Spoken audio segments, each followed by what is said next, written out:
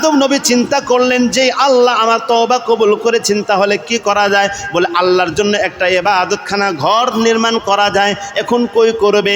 আল্লাহ তাআলা জিবরাইলকে পাঠিয়ে দিলেন। জিবরাইল, আমার প্রথম বান্দা, প্রথম মানব, আমার প্রথম বান্দা আদম আমার ইবাদত করার জন্য ঘর বানাইতে চাচ্ছে, ইবাদতখানা বানাইতে চাচ্ছে। সে কোন জায়গায় বানাবে জানে না। জলদি করে তুমি ওই জায়গাটাই দেখে দিয়ে আসো, যে এই জায়গাটা তোমরা ঘর নির্মাণ করেছিল, তথা কাবা ঘর।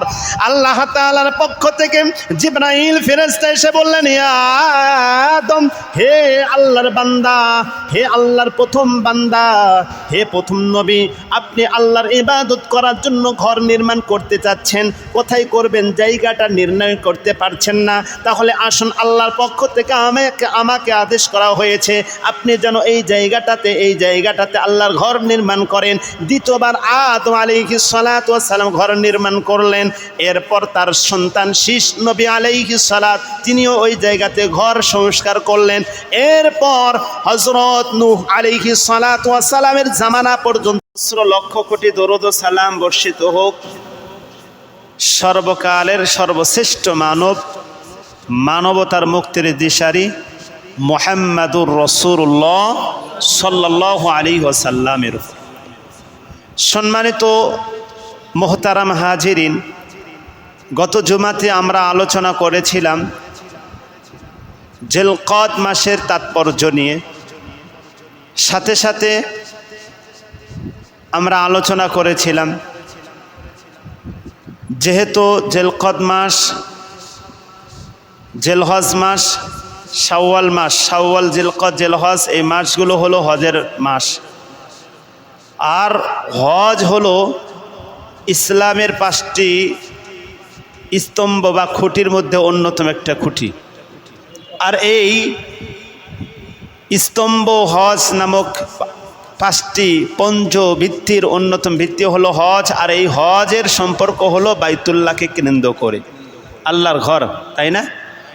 এই বাইতুল্লাহ তথা কাবা, আল্লাহর ঘর কাবা, এই কাবার তাৎপর্য, শ্রেষ্ঠত্ব এবং ফজিলত সম্পর্কে আমরা গত জুমাতে আলোচনা করেছি। এ সপ্তাহে আমরা আলোচনা করতে চাচ্ছি এই ঘর, আল্লাহর ঘর কাবা, এই কাবা নির্মাণের সংস্কারের ইতিহাস সম্পর্কে। এই কাবা, আল্লাহর ঘর বাইতুল্লাহ কাবা ঘর, এই ঘর নির্মাণ করার ক্ষেত্রে সর্বপ্রথম যারা করেছেন, যা আল্লাহ তাআলার আদেশে, এই ঘর একাধিকবার সংস্কার হয়েছে। আল্লাহর ঘর বাইতুল্লাহ কাবা একাধিকবার সংস্কার হয়েছে। প্রায় 11-12 বার সংস্কার হয়েছে। কতবার? 11-12 বার সংস্কার হয়েছে। এই ঘর তথা কাবা ঘর নির্মাণের ইতিহাস জানার আগে আসুন আমরা জেনে নিই এই গোটা বিশ্ব আল্লাহ তাআলার সৃজিত এই নিখিল বিশ্ব আল্লাহ তাআলা কিভাবে সৃষ্টি করেছেন। এই যে আমরা যেই পৃথিবী নামক যেই গৃহে আমরা বসবাস করছি, এই পৃথিবী সহ নিখিল বিশ্ব আল্লাহ তাআলা তৈরি করেছেন। নিখিল বিশ্বকে তৈরি করেছেন, সবাই বলেন। আল্লাহর নাম নিতে কষ্ট হয়। এই নিখিল বিশ্ব সৃষ্টি করেছেন কে? আল্লাহ। এই নিখিল বিশ্ব সৃষ্টি আল্লাহ তাআলা কিভাবে করেছেন? ব্যাখ্যারক যারা রয়েছেন, মুফাসসির যারা রয়েছেন, একাধিক ব্যাখ্যা করেছেন। তার মধ্যে একটি ব্যাখ্যা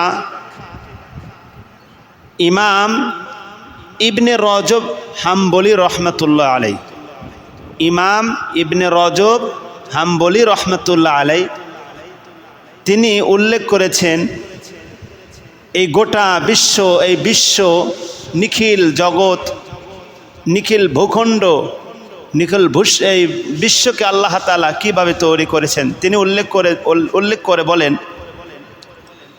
খালাকাল্লাহু তাআলা জুমুররাদাতান খাদরা। আল্লাহ রাব্বুল আলামিন প্রথমে মুক্তা তৈরি করেছেন। প্রথমে কি তৈরি করেছেন? মুক্তা কি দামি না কম দামি? দামি জিনিস, সোনার চেয়ে বেশি, তাই তো? রূপার চেয়ে বেশি সোনা, সোনার চেয়ে বেশি মুক্তা। আল্লাহ রাব্বুল আলামিন প্রথমে মুক্তা তৈরি করেছেন। এখন কিচ্ছু নাই। এই যে আমরা এখন দেখছি কত কিছু, চতুর্দিকে সবুজ শ্যামল সমারোহে ভরপুর, তাই না? আমার মাতৃভূমি, আমার মাতৃভূমি এই বাংলাদেশ সবুজ শ্যামলে ঘেরা দেশ, বিচিত্র নানা রকমের ফুল ফলে ভরপুর। কিছু কিছু দৃশ্য মনকে কেড়ে নেয়। আল্লাহ তাআলার কিছু কিছু প্রাকৃতিক দৃশ্য দর্শনকারীদের যারা দেখতে যায় তাদের মন কেড়ে নেয়। এরকম দৃশ্য নাই? এই সমস্ত দৃশ্য, এই প্রাকৃতিক মনোমুগ্ধকর দৃশ্যগুলো তদানীন্তন সময় ওই সময় ছিল না, বহু কোটি কোটি কোটি কোটি বছর পূর্বে। কিছুই নাই। আল্লাহ তাআলা সর্বপ্রথম কি তৈরি করলেন? সবাই বলেন, মুক্তা তৈরি করলেন। ইমাম ইবনে রজম হাম্বলি রহমতুল্লাহ তিনি বলেন, খালাকাল্লাহু তাআলা জুমুরদাতান খাদারা কাগিলাদিস সামাওয়াতি ওয়াল আরদি সুম্মা নাযারা ইলাইহা নাযারাল আযমাতি فأنماعت يعني ذابت فصارت ماء। ইমাম ইবনে রজব হাম্বলি রহমাতুল্লাহ আলাইহি তিনি বলেন, এই গোটা বিশ্ব নিখিল জগৎ আল্লাহ তাআলা তৈরি করার আগে আল্লাহ তাআলা সর্বপ্রথম একটা দামি মুক্তা তৈরি করলেন। এই মুক্তা তৈরি করার পরে আল্লাহ রাব্বুল আলামিন সুম্মা নাযারা ইলাইহা, তার প্রতি বিশেষ একটা দৃষ্টি দিলেন, রহমতের দৃষ্টি। নাযারাল আযমাতি, একটা মহান একটা দৃষ্টি ওই মুক্তার প্রতি আল্লাহ তাআলা দান করলেন। মুক্তার প্রতি আল্লাহ তাআলা নজর দান করলেন, নজর দিলেন।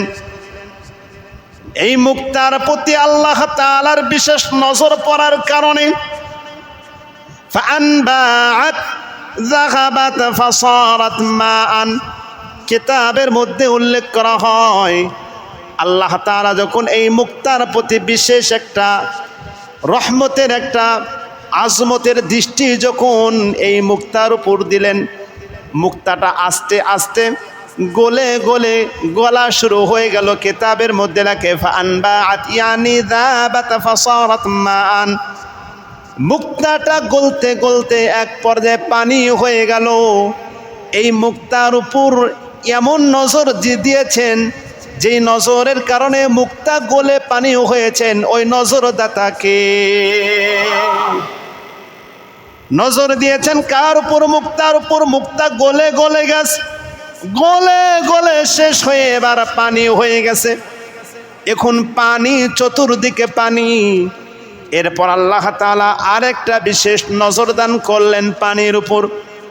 কিতাবের মধ্যে লেখা হয় খালাকাল্লাহু মাওজিআ হাযাল বাইতি ক্বাবলা আন ইয়াখলুকা শাইআন মিনাল আরদি বিআলফি সানাতিন। আল্লাহ রাব্বুল আলামিন এই পানির বিশেষ একটা জায়গাতে, নির্দিষ্ট একটা জায়গাতে, একটা নির্দিষ্ট জায়গাতে নির্দিষ্ট একটা জায়গাতে আল্লাহ তাআলা বিশেষ একটা নজর দান করলেন। এই নজর দেওয়ার কারণে এই পানির ভিতর ঢেউ খেলা শুরু করলো, ঢেউ খেলা শুরু করলো। যেমন সমুদ্রের মধ্যে ঢেউ ওঠে, তরঙ্গ উত্তাল ঢেউ ওঠে, সমুদ্রের মধ্যে তরঙ্গ উত্তাল ঢেউ ওঠে কিনা বলেন? ওঠে না? আল্লাহ তাআলার বিশেষ একটা নজর নির্দিষ্ট একটা জায়গাতে পড়লো। এই বিশেষ নজরটি নির্দিষ্ট একটা জায়গাতে পড়ার কারণে এবার পানি চতুর্দিক থেকে যেই টলমল, যেই পানির যে উত্তাল ঢেউ, এই ঢেউগুলো ওই নির্দিষ্ট জায়গাতে এসে আশ্রে পড়তেছিল, ধাক্কা লাগতেছিল। এক পর্যায়ে ধাক্কা লাগতে লাগতে পানির ভিতর ভূত ভূত এরকম ফুটি ফুটি ভূত ভূত ওঠা শুরু করলো। এই পানির ভিতর ভূত বা ফুটি ফুটি হওয়া শুরু করার পরে এরপর কিতাবের মধ্যে লেখা হয় মাউজুন, এরপর তরঙ্গমালা, এই ঢেউয়ের কারণে এই ভূত থেকে এই ছোট ছোট এরকমভাবে ফোড়া থেকে নিয়ে বুদবুদ থেকে নিয়ে এখন আবার ফেনা হওয়া শুরু করলো। ফেনা হইতে হইতে আল্লাহর ওই নির্দিষ্ট যেখানে আল্লাহ তাআলা বিশেষ নজর দিয়েছেন ওই নির্দিষ্ট জায়গাতে এই ফেনাগুলো জমা হওয়া শুরু করে দিল। বলেন আল্লাহু আকবার। ফেনাগুলো যখন নির্দিষ্ট জায়গাতে জমা হওয়া শুরু করলো, আস্তে আস্তে ফেনা যখন প্রবল হতে লাগলো, বেশি হতে লাগলো, সেখান থেকে ফেনাগুলো স্থলের রূপ ধারণ করলো, মাটি জমিনের রূপ ধারণ করলো। বলেন আল্লাহু আকবার। এরপর আল্লাহ তাআলা এই মাটিটাকে বিস্তৃত করে দিলেন, প্রসারিত করে দিলেন, এবং সর্বপ্রথম যেখানে এই ভূত এই ফেনা জোড়া হয়েছিল, জমায়েত হয়েছিল, একত্রিত হয়েছিল, জলবদ্ধ হয়েছিল, জমাট বেঁধেছিল, ওই জায়গাটা হলো গোটা দুনিয়ার মধ্যস্থল। বলেন সুবহানাল্লাহ।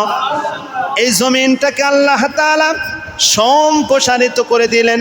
এই জমিনটাকে কিতাবের মধ্যে লেখা হয়, এই যে আল্লাহ তাআলা জমিন কায়েম করলেন, জমিন কি বারে থেকে, পৃথিবী কি বার থেকে আল্লাহ তাআলা তৈরি করা, সৃষ্টি করা শুরু করেছেন, কিতাবের মধ্যে লেখে আল্লাহ তাআলা 2 দিন জমিন সৃষ্টি করেছেন। রবিবার সোমবারে আল্লাহ তাআলা এই জমিনটাকে সৃষ্টি করেছেন। বলেন কি বারে? রবিবার থেকে আল্লাহ তাআলা জমিন সৃষ্টি করা, পৃথিবী সৃষ্টি করা শুরু করেছেন। 2 দিন সৃষ্টি করেছেন। কিতাবের মধ্যে, কোরআনের মধ্যে আছে ওয়াজআলাল আরদা ইয়াওমাইনি, 2 দিন আল্লাহ তাআলা জমিন সৃষ্টি করেছেন। আল্লাহ তাআলার বাণী, 2 দিন জমিন সৃষ্টি হওয়ার পরে এরপর ওই জমিনটাকে আল্লাহ তাআলা আরো সম্প্রসারিত করে দিলেন। কিন্তু সমস্যা হলো, জমিন হলো অল্প, পানি হলো বেশি। পানি কিন্তু চতুর্দিক ছিল, পানি হওয়ার আগে কিন্তু মুক্তা ছিল, তাই না? পানি হওয়ার আগে মুক্তা গলে, মুক্তার উপর আল্লাহর নজর পড়ার কারণে মুক্তা গলে গেল, পানি হয়ে গেল, এখন সব জায়গায় পানি। এরপর আল্লাহ তাআলার বিশেষ একটা নজর নির্দিষ্ট একটা জায়গাতে পড়ার কারণে চতুর্দিক থেকে পানির ঢেউগুলো এখানে আশ্রে পড়তেছিল, এবং আশ্রে পড়ার কারণে ছোট ছোট ভূত তৈরি হয়েছিল। ছোট ছোট ভূত তৈরি হওয়ার পরে এরপর ফেনা তৈরি হয়েছিল। ওই ফেনাগুলো একত্রিত হয়ে স্থল হয়েছে। স্থল পড়ার পরে আল্লাহ তাআলা সম্প্রসারিত করে দিয়েছেন, বিস্তৃত করে দিয়েছেন। এখন আপনারা বলেন, স্থলের জায়গা বেশি না পানির জায়গা বেশি? পানির জায়গা বেশি। এখন বেশি পানির ভিতর হালকা একটু জায়গা জমিন বা স্থল, যার কারণে পানির চতুর্দিকে পানি থাকার কারণে আর অল্প একটু জায়গা স্থল হওয়ার কারণে এই জায়গাটুকু নড়বার শুরু করলো, ঢেউ খোলা শুরু করলো। যেমন পানির উপর যদি, সমুদ্রের উপর অথবা নদীর উপর যদি কিছু কস্তুরী পানা অথবা কিছু মাটি যদি সামান্য অংশ থাকে, তাহলে এই মাটি আর কস্তুরী পানা পানির উপর কিন্তু ঢুলতে থাকে কিনা বলেন? ঠিক চতুর্দিকে পানি থাকার কারণে অল্প একটু জায়গা জমিন বা স্থল হওয়ার কারণে এটা এরকমভাবে চলতেছিল, ধরতেছিল। আল্লাহ তাআলা কি করলেন? এটাকে আরো বিস্তৃত করলেন, আরো সম্প্রসারিত করলেন, আরো বিস্তৃত করলেন। এরপরেও দেখেন না জমিন এখনো নড়াচড়া করে, এখনো ধোলা খেলে, এদিক ওদিক ধোলে। আল্লাহ তাআলা কি করলেন? জমিনের উপর প্যারাক ঢেলে দিলেন।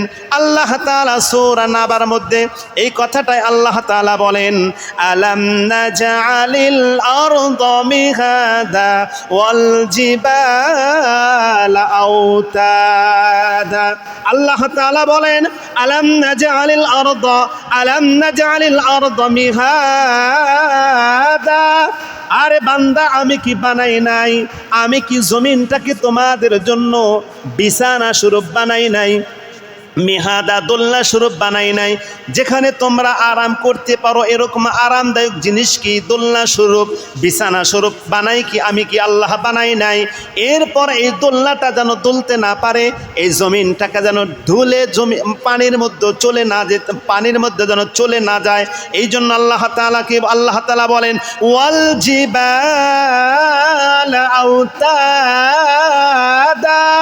আমি আল্লাহ তাআলা পাহাড় বিশাল বিশাল পর্বতমালাকে, বিশাল বিশাল আকাশচুম্বী পাহাড়গুলোকে আমি এই জমিনের উপর স্থাপন করলাম। ওয়াল জিবালা আওতাদা, আমি আল্লাহ তাআলা জমিনের উপর পাহাড় কায়েম করলাম কেন? যাতে করে এই পাহাড়গুলো জমিনের উপর প্যারাকের কাজ দেয়। বলেন সুবহানাল্লাহ।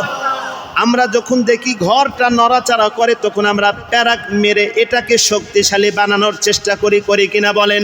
ঠিক জমিনটা যখন দুলতেছিল আল্লাহ তাআলা এই জমিনের উপর পাহাড় নামক প্যারাক গেড়ে দিলেন, আর জমিন নড়াচড়া করে না।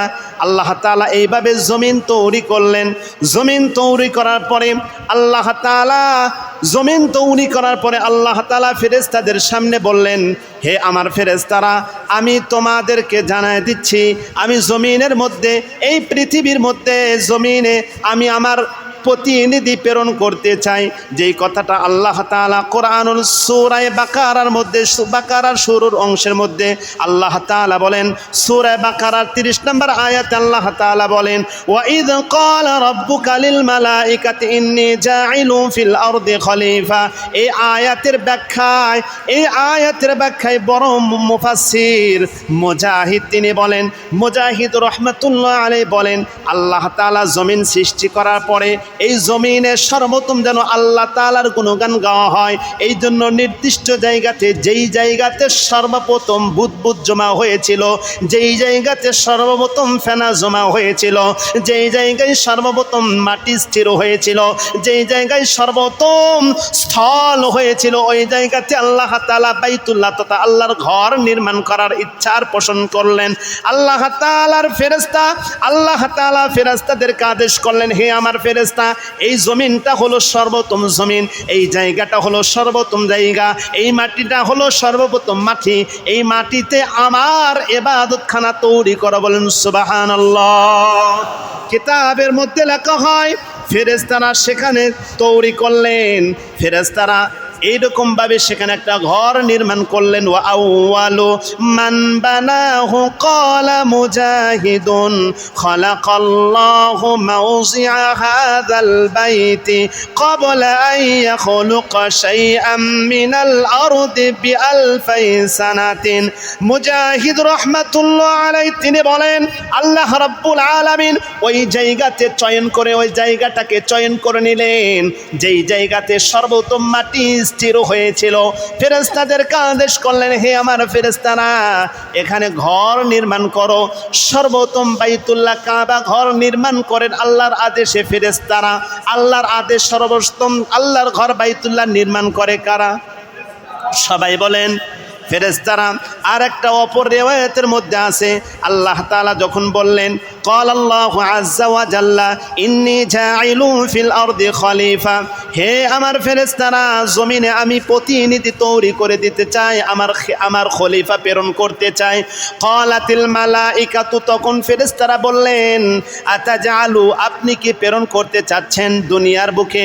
আপনি কি আপনার প্রতিনিধি দুনিয়ার বুকে প্রেরণ করতে যাচ্ছেন?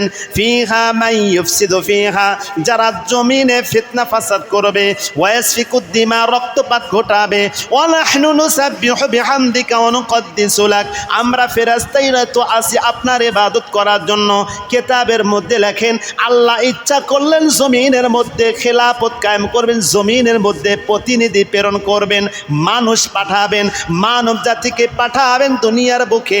পরামর্শ করলেন ফেরেশতাদের সাথে, আর ফেরেশতারা উল্টা আল্লাহকে বললেন, আমরাই তো আছি ইবাদত করার জন্য, আমরাই তো আছি আপনার গুণগান গাওয়ার জন্য। জন্য, আমরাই তো আছি আপনার তাসবিহ তাহলিয়াত আদায় করার জন্য।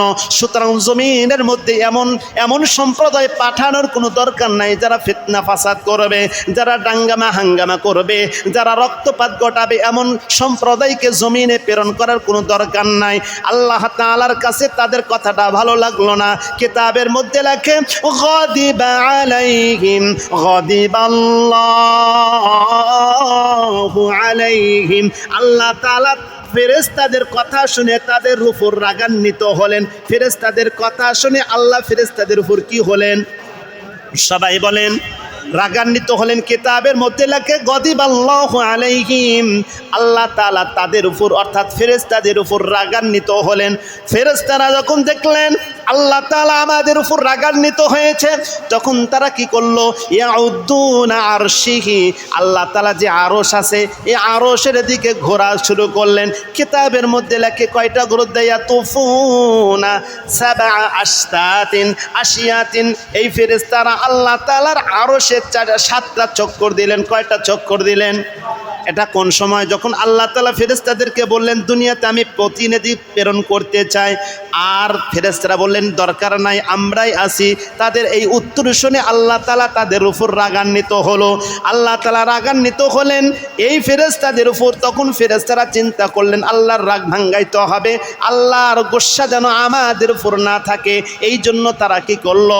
তারা ইয়াউদ্দুনা আরশিহি, আল্লাহ তাআলার আরশটাকে চতুর্দিক থেকে এভাবে চক্কর দেওয়া শুরু করলেন। কিতাবের মধ্যে লেখে তাফসিরে কুরতুবির মধ্যে আছে, তাফসিরে কুরতুবির 2 নাম্বার খণ্ড 120 নাম্বার পৃষ্ঠার মধ্যে লেখা হয় ফেরেশতারা যখন আল্লাহ তাআলার আরশ চক্কর দিচ্ছে আর তারা মনছে ইয়াস্তারদুনা আলাইহিম, যেটা আল্লাহ তাআলা তাদের উপর সন্তুষ্ট হয়ে যাবে। ফেরেশতারা যখন চক্কর দিলেন, তাওয়াফ করলেন, 7টা তাওয়াফ করলেন, তাওয়াফে আল্লাহ তাআলা তাদের উপর খুশি হয়ে গেলেন। তাদের উপর তাদের যে রাগ ছিল, তাদের উপর যে রাগটা ছিল সেটা প্রশমিত হয়ে গেল, দূর হয়ে গেল।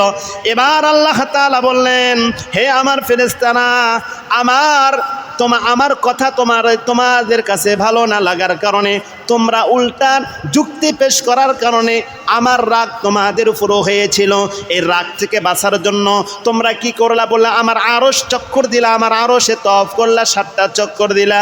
ইবনু বাইতান ফিল আরদি, হে ফেরেশতারা যাও জমিনে এমন একটা ঘর তৈরি করো, যখন আমি আদম সন্তানের কোনো ব্যক্তির উপর, আদমের কোনো সন্তানের উপর আমি যখন রাগ করব, ওই আদম সন্তান যেন আমার এই ঘর চক্কর দিয়ে আমার রাগ থেকে বাঁচার উপায় গ্রহণ করে নিতে পারে। বলেন সুবহানাল্লাহ। আল্লাহ তাআলার আদেশ পেয়ে ফেরেশতারা ঘর নির্মাণ করলেন বাইতুল্লাহ কাবা। এটা হলো সর্বপ্রথম ফেরেশতারা নির্মাণ করলেন 1 নাম্বার। তাহলে বাইতুল্লাহ কাবা ঘর সর্বপ্রথম নির্মাণ করলেন কারা? ফেরেশতারা। 2 নাম্বার, আল্লাহ রাব্বুল আলামিন আদমকে আর হাওয়া আলাইহিস সালাতু ওয়াস সালামকে এই দুনিয়াতে পাঠালেন। তারা যখন এই দুনিয়াতে আগমন করলো, ও বন্ধু লম্বা চূড়া ইতিহাস সেদিকে যাচ্ছে না, আদমকে এক জায়গায় প্রেরণ করেছিলেন, হাওয়া আলাইহিস সালামকে আর এক জায়গায় প্রেরণ করেছিলেন। দুইজনকে 2 জায়গায় প্রেরণ করেছিলেন। এরপর যখন তারা সমাবেত হলো, একত্রিত হলো, আদম নবীর তওবা আল্লাহ তাআলা কবুল করে নিলেন। আল্লাহ তাআলার কাছে তওবা করার পরে তওবা যখন কবুল হয়ে গেল, আদম নবী চিন্তা করলেন যে আল্লাহ আমার তওবা কবুল করেছেন, তাহলে কি করা যায়? বলে আল্লাহর জন্য একটা ইবাদতখানা ঘর নির্মাণ করা যায়। এখন কই করবে? আল্লাহ তাআলা জিবরাইলকে পাঠিয়ে দিলেন। জিবরাইল, আমার প্রথম বান্দা আদম আমার ইবাদত করার জন্য ঘর বানাইতে চাচ্ছে, ইবাদতখানা বানাইতে চাচ্ছে। সে কোন জায়গায় বানাবে জানে না, জলদি করে তুমি ওই জায়গাটাই দেখে দিয়ে আসো যে এই জায়গাটা তোমরা ঘর নির্মাণ করেছিল, তথা কাবা ঘর। আল্লাহ তাআলার পক্ষ থেকে জিবরাইল ফেরেশতা এসে বললেন, ইয়া আদম, হে আল্লাহর বান্দা, হে আল্লাহর প্রথম বান্দা, হে প্রথম নবী, আপনি আল্লাহর ইবাদত করার জন্য ঘর নির্মাণ করতে চাচ্ছেন, কোথায় করবেন জায়গাটা নির্ণয় করতে পারছেন না। তাহলে আসুন, আল্লাহর পক্ষ থেকে আমাকে আদেশ করা হয়েছে আপনি যেন এই জায়গাটাতে আল্লাহর ঘর নির্মাণ করেন। করেন। দ্বিতীয়বার আদম আলাইহিস সালাতু ওয়াস সালাম ঘর নির্মাণ করলেন। এরপর তার সন্তান শীষ নবী আলাইহিস সালাত তিনিও ওই জায়গাতে ঘর সংস্কার করলেন। এরপর হযরত নূহ আলাইহিস সালাতু ওয়াস সালামের জামানা পর্যন্ত ঘর ওই অবস্থাতেই ছিল। নূহ আলাইহিস সালাতু ওয়াস সালাম ঘরটা ইবাদত করতেছিলেন। অন্যান্য মানুষ যারা তারাও ঘরের ভিতরে ইবাদত করতেছিলেন, তাওয়াফ করতেছিলেন। মহাপ্লাবন যখন আসলো, পয়গম্বর নূহ আলাইহিস সালাতু ওয়াস সালামের জামানায় আমরা জানি মহাপ্লাবন হয়েছিল। এই প্লাবনে সব কিছু ধ্বংস হয়ে গিয়েছিল। বাইতুল্লাহর যে ঘর, কাবা ঘরের যে দেওয়াল, যেই চিহ্ন, এটাও বিলীন হয়ে গিয়েছিল। বাইতুল্লাহর ঘর যে দেওয়াল সহ সব পানির ভিতর ডুবে গিয়েছিল, ধ্বংস হয়ে গিয়েছিল, নিশ্চিহ্নিত হয়ে গিয়েছিল। হযরত ইব্রাহিম আলাইহিস সালাতু ওয়াস সালামের জামানায় ওই ঘর নির্মাণ করার ইচ্ছা পোষণ করলেন। আল্লাহ তাআলার পক্ষ থেকে জানিয়ে দেওয়া হলো, হে ইব্রাহিম, আপনি ঘর নির্মাণ করতে যাচ্ছেন, কোথায় করবেন? এই যে একটা চিহ্ন, ইব্রাহিম আল্লাহর পয়গম্বর খলিল হযরত ইব্রাহিম আলাইহিস সালাতু ওয়াস সালাম, তার কাছে আল্লাহ তাআলা জিবরাইলকে প্রেরণ করলেন। জিবরাইল এসে ইব্রাহিম খলিলুল্লাহর হাত ধরে ওই বালুকাময় ময়দানে নিয়ে যাওয়া হলো। বালুকাময় ময়দানে যাওয়ার পরে উপর থেকে বালুগুলো সরিয়ে দেওয়া হলো। বালুগুলো সরিয়ে দেওয়ার পরে দেখলো এখানে একটা ঘরের একটা চিহ্ন, একটা আলামত। ইব্রাহিম আলাইহিস সালাতু ওয়াস সালামকে বলা হলো, আপনি এই জায়গায় এই ভিত্তির উপর আবার সংস্কার করেন। আল্লাহ তাআলা ইব্রাহিম আলাইহিস সালাতু ওয়াস সালামের সেই সংস্কারের কথা কোরআনের মধ্যে বলে দিয়েছেন। সূরাতুল বাকারার 127 নম্বর আয়াত আল্লাহ তাআলা বলেন, ওয়া ইয ইয়ারফাউ ইব্রাহিমুল কওয়াইদা মিনাল বাইতি ওয়া ইসমাঈল রাব্বানা তাকাব্বাল মিন্না ইন্নাকা আনতাস সামিউল আলিম। আল্লাহ তাআলা বলেন, হে পয়গম্বর মুহাম্মদ, স্মরণ করুন সেই সময়ের কথা। ওয়া ইয, আর স্মরণ করুন সেই সময়ের কথা। ইয়ারফাউ, যখন উঁচা করেছিল ইব্রাহিম, যখন আমার খলিল ইব্রাহিম উঁচা করেছিল, নির্মাণ করেছিল আল কওয়াইদা মিনাল বাইতি, ঘরের সেই কওয়াইদ, ঘরের সেই ভিত্তি যেটা আগের থেকেই দেওয়া ছিল, সেই ঘরের ভিত্তি দেওয়ালটা যখন সে উঁচু করতেছিল, আমার খলিল ইব্রাহিম একা নয়, ওয়া ইসমাঈল, সাথে সাথে তার সন্তান ইসমাঈল ছিল। বাপ বেটা দুইজন মিলে আল্লাহর ঘর বাইতুল্লাহ কাবা ঘর সংস্কারে কাজ করছে। ও বন্ধু, কেতাবের মধ্যে লেখা হয়, যখন নিচে কাজ করত, হাতের নাগালে যে কাজগুলো, তা তো জমিনে দাঁড়ায় সেই কাজগুলো করত। যখন দেওয়ালটা উঁচু হয়ে গেল আর নিচে থেকে হাতের নাগালে পায় না, তখন আল্লাহ তাআলা কুদরতিভাবে ওই পাথরের ব্যবস্থা করে দিয়েছিলেন, যে পাথরটাকে বলা হয় হজরে আসওয়াদ। এই পাথরের একটা ইতিহাস আছে, একটা কারগুজারি আছে, সেদিকে যাচ্ছি না। তবে এই পাথরটা আল্লাহ তাআলা ইব্রাহিম না, বরং আদম আলাইহিস সালাতু ওয়াস সালামের সাথে দুনিয়াতে প্রেরণ করেছিলেন। আদম নবীর সাথে 3টা জিনিস আল্লাহ দুনিয়াতে প্রেরণ করেছিলেন। কয়টা জিনিস? 3টা জিনিস। বলেন কয়টা জিনিস? আদম নবীর সাথে আল্লাহ তাআলা 3টা জিনিস প্রেরণ করেছিলেন। তার মধ্যে একটা ছিল এই পাথর। এই পাথরটা কালক্রমে, পর্যায়ক্রমে ইব্রাহিম আলাইহিস সালাতু ওয়াস সালামের হস্তান্তর হয়, ইব্রাহিম আলাইহিস সালাতু ওয়াস সালামের কাছে আসে। ইব্রাহিম আলাইহিস সালাতু ওয়াস সালাম এই পাথরের উপর দাঁড়িয়ে আল্লাহর ঘর কাবার কাজ সম্পন্ন করলেন। কাবার ঘরের কাজ যখন সম্পন্ন হয়ে গেল, কাজ সম্পন্ন করার পরে আল্লাহর কাছে দোয়া করতেছে, আল্লাহ রাব্বানা তাকাব্বাল মিন্না ইন্নাকা আনতাস সামিউল আলিম। আল্লাহ, আমি আর আমার সন্তান, আমি ইব্রাহিম, আমার সন্তান ইসমাঈল, বাপ বেটা সন্তান, পিতা পুত্র দুইজন মিলে তোমার ঘরের কাজ করলাম। রাব্বানা তাকাব্বাল মিন্না, আল্লাহ আমাদের সাধ্য অনুযায়ী তোমার ঘরের কাজকে পরিপাটি করেছি, তোমার ঘরের কাজকে সমুন্নত করেছি, উঁচা করেছি, তোমার ঘরের কাজ করেছি। আল্লাহ, আমাদের যতটুকু সাধ্য ছিল সেই অনুযায়ী কাজ করেছি। তাকাব্বাল মিন্না, আপনি আমাদের পক্ষ থেকে এই কাজ আপনি কবুল করে নেন। ও মুসলমান, এই আয়াত থেকে বোঝা গেল আমার আপনার জন্য করণীয় হলো 2টা। 1 নাম্বার হলো চেষ্টা করা। 2 নাম্বার কাজ হলো আল্লাহর কাছে দোয়া করা। কি করা? ইব্রাহিম কিন্তু আগে কাজ করছে, তার সন্তান ইসমাইলকেও নিয়ে কাজ করছে। কাজ যখন কমপ্লিট তখন আল্লাহর কাছে দোয়া করে, আল্লাহ রব্বানা, হে আমাদের রব, হে আমাদের পালনকর্তা, তাকাব্বাল মিন্না, আমাদের এই কাজগুলো আমাদের পক্ষ থেকে কবুল করে নেন। কারণ আমি আমার মানুষ হিসাবে ভুল হতে পারে, আমার কাজ হিসাবে কোনো খুঁত হতে পারে। আপনি কবুল করার মালিক, আপনি আমাদের কাজগুলো কবুল করে নেন। ও মুসলমান, বলেন তো দেখি, আমাদের কাজগুলো কবুল যিনি করেন, আওয়াজ দিয়া বলেন তিনি কে? পয়গম্বর ইব্রাহিম বললেন, রব্বানা তাকাব্বাল মিন্না ইন্নাকা আনতাস সামিউল আলিম। হে গো আল্লাহ, আপনি তো সব কিছু শুনেছেন, আপনি সব কথা শুননেওয়ালা, আলিম, সব বিষয়ে আপনি ওয়াকিফাল জাননেওয়ালা। এরপর পয়গম্বর ইব্রাহিম আরও কিছু দোয়া করলেন। আগে কিন্তু কাজ করলেন, আল্লাহর ঘরের কাজ করলেন। আগে আল্লাহর ঘরের কাজ করার পরে এবার আল্লাহর কাছে দোয়া করতেছেন। 1 নাম্বার দোয়া করলো, আল্লাহ আমার কাজকে কবুল করে নেন। 2 নাম্বার দোয়া, আল্লাহ বলেন, রব্বানা, ইব্রাহিম আলাইহিস সালাতু ওয়াস সালাম আল্লাহর ঘরের কাজ করার পথে প্রথমে আল্লাহর কাছে কবুলের দোয়া করছে, আল্লাহ কবুল করে নেন। 1 নাম্বার দোয়া।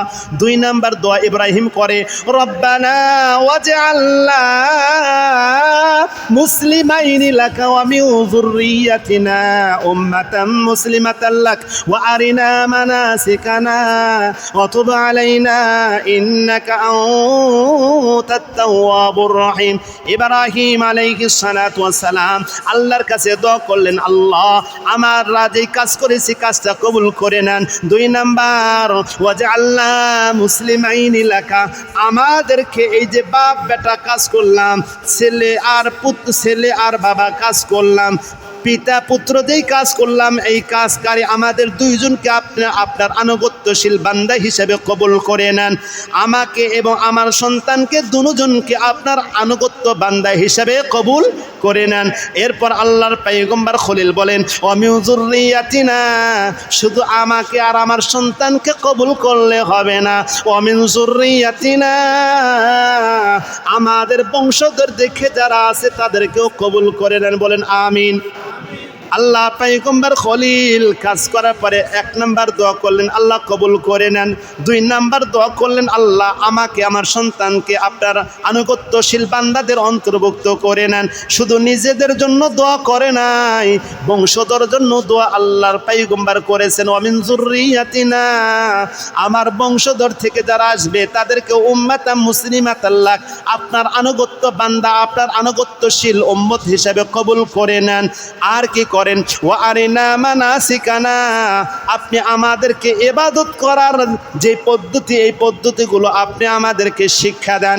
আপনি আমাদেরকে শিক্ষা দেন ইবাদত করার পদ্ধতি, মানাসিক, ওয়া আরিনা মানাসিকানা, আরাধনার করার, ইবাদত করা যে পদ্ধতি, এই পদ্ধতিগুলো আপনি আমাদেরকে শিক্ষা দেন। ওয়া তুব আলাইনা, আপনি আমাদের তওবা কবুল করে নেন। ইন্নাকা আনতাত তাওয়াবুর রহিম, কারণ আপনি হলেন তওবা কবুলকারী। তওবা কবুলকারী কে?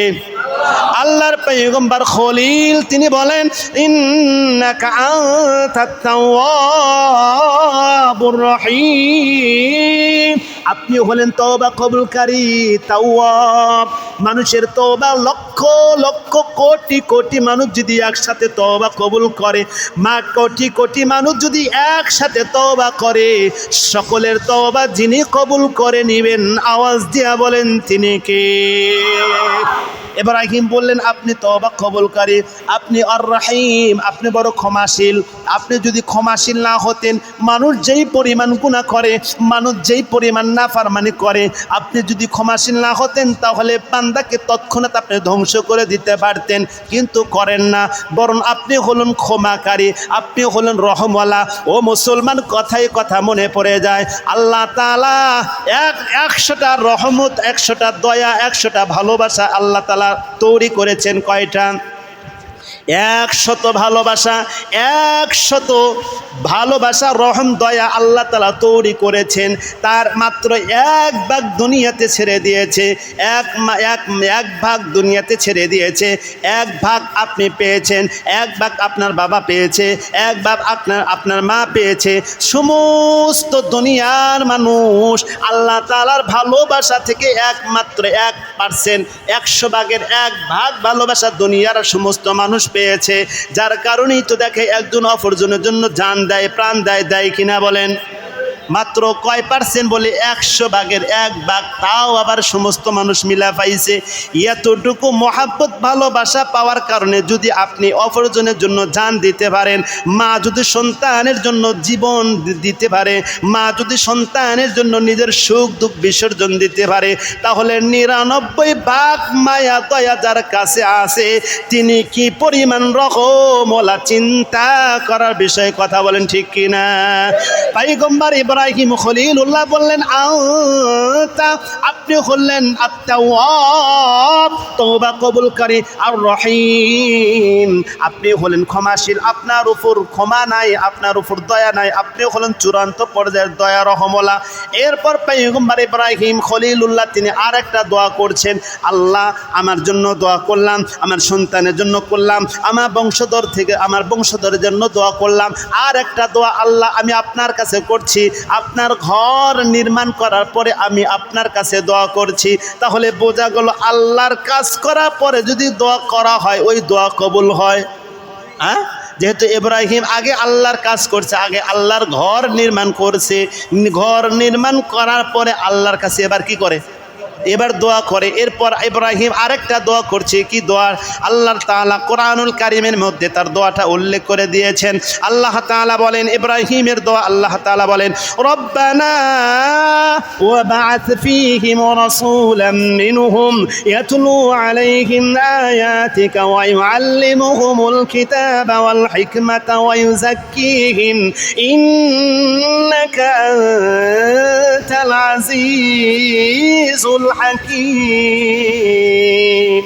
আল্লাহ তাআলার পয়গম্বর বললেন, রব্বানা, হে আমাদের রব পালন কর্তা, ওয়াবআথ ফীহিম, আপনি তাদের মাঝখান থেকে রাসূলান, তাদের মধ্য থেকে একটা রাসূল প্রেরণ করেন, ওয়াবআথ ফীহিম, তাদের মাঝে প্রেরণ করুন, রাসূলান, একজন রাসূলকে প্রেরণ করুন, মিনহুম, যেই রাসূল তাদেরই বংশধর থেকে হবে, যেই রাসূলের কাজ হলো 4টা।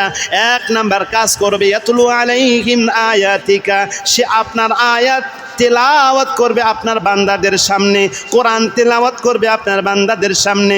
2 নাম্বার, ওয়া ইউআল্লিমুহুমুল কিতাব, আপনার সেই রাসূল পেরেছে, সেই রাসূল তাদের সামনে তাদেরকে কিতাব শিক্ষা দেবে।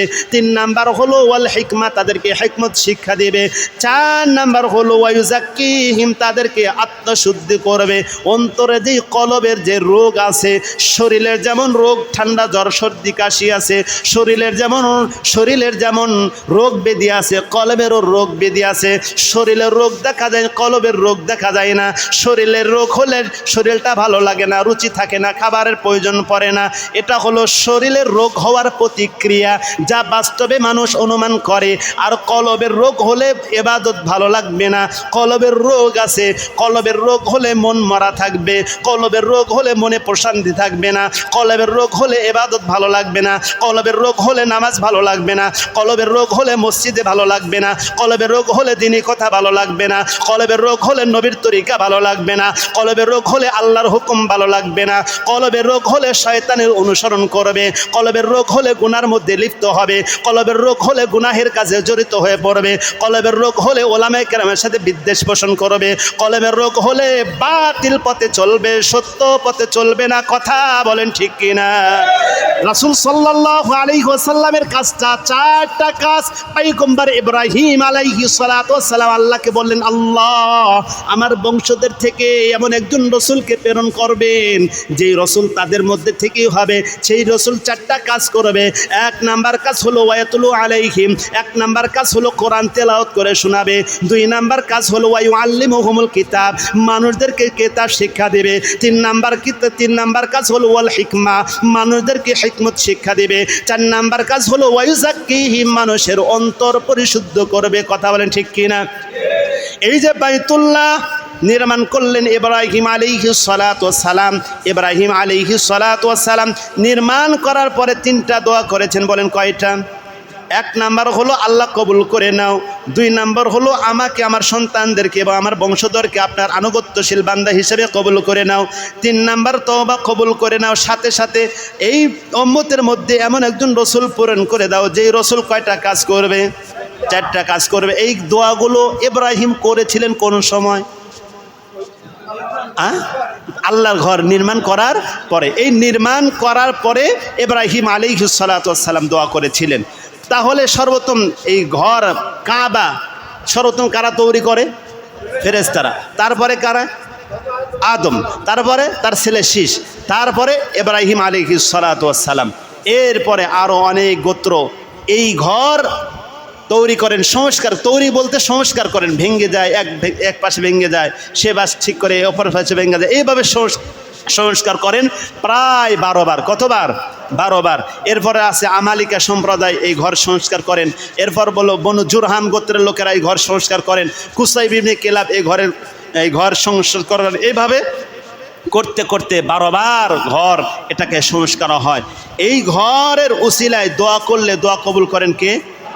ইব্রাহিম কিন্তু এই পদ্ধতিটাই গ্রহণ করছে। এই ঘরের উসিলা দিয়া আগে দোয়া করছে, ঘর আগে করছে, করার পরে কইতে আল্লাহ এই কাজটা কবুল করে নেন। নিছেন তো, এখন আপনি আমার এই দোয়াগুলো কবুল করে নেন। আল্লাহর কাজ করার পরে আল্লাহর কাছে দোয়া করলে অবশ্যই আল্লাহ কবুল করে নেবেন। এই জন্য আমার আপনার জন্য উচিত হলো ওই ঘর বাইতুল্লাহ কাবা, এই কাবার কে টার্গেট করে কাবার সেখানে গিয়ে আল্লাহর কাছে দোয়া করা। কাবাকে সর্বপ্রথম আদম নির্মাণ করেছেন হলো ইবাদত করার জন্য, আর আল্লাহ তাআলাও সর্বপ্রথম ঘর নির্মাণ করেছেন তার ইবাদত করার জন্যই। আমাদের জন্য উচিত হলো আমি আপনি যা করি না কেন আমার প্রধান কাজ হলো ইবাদত। প্রধান কাজ কি? ইবাদত। আল্লাহ পাক আমাদের সবাইকে তার ইবাদত করার তৌফিক দান করেন। সম্মানিত মুহতারাম হাজিরিন, প্রতি সপ্তাহে